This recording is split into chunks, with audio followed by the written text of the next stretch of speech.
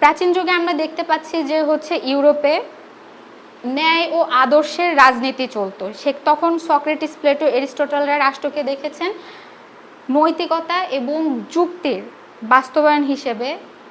Socrates বলেছেন হচ্ছে ন্যায়ের অনুসন্ধান রাজনীতির মূল। প্লেটো তার দার্শনিক রাজার থিওরি দিয়েছেন এবং অ্যারিস্টোটল চেয়েছেন রাষ্ট্রের সর্বোচ্চ কল্যাণ।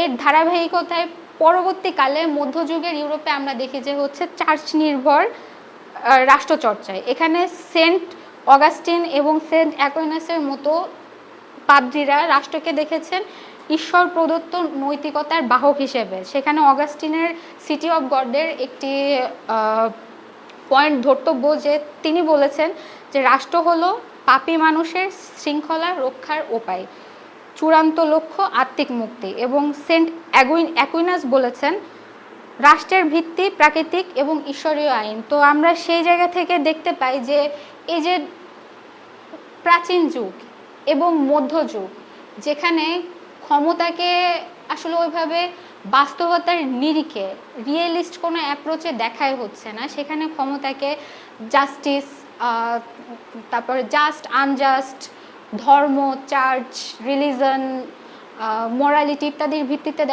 দেখা হচ্ছে, যেগুলো সব হচ্ছে কিছুটা অ্যাবস্ট্রাক্ট আইডিয়া। কিন্তু রাষ্ট্র কোনো অ্যাবস্ট্রাক্ট আইডিয়ায় চলে না, সেটাই ম্যাকিয়াভেলি সর্বপ্রথম আমাদের চোখে আঙ্গুল দিয়ে দেখিয়েছেন। এবং এজন্য প্রণিধানযোগ্য যে তিনি হুট করে প্রিন্সে এসে বলে দিলেন a prince must not learn how to be good. মানে তিনি বলছেন রাষ্ট্র আর ঈশ্বরের নয়, বরং মানুষের কৌশলের ফসল। তো ক্ষমতাকে ধরে রাখতে হলে, রাষ্ট্রকে টিকিয়ে রাখতে হলে তোমার যা করা প্রয়োজন সেটা করো। এজন্য জাস্টিস বা হচ্ছে ন্যায্যতা, এগুলোর মূল্য সেরকমের নেই। এবং শাসকের লক্ষ্য হচ্ছে স্থিতিশীলতা এবং ক্ষমতা ধরে রাখা, সেজন্য প্রয়োজনে প্রতারণা বা নিষ্ঠুরতাও গ্রহণযোগ্য।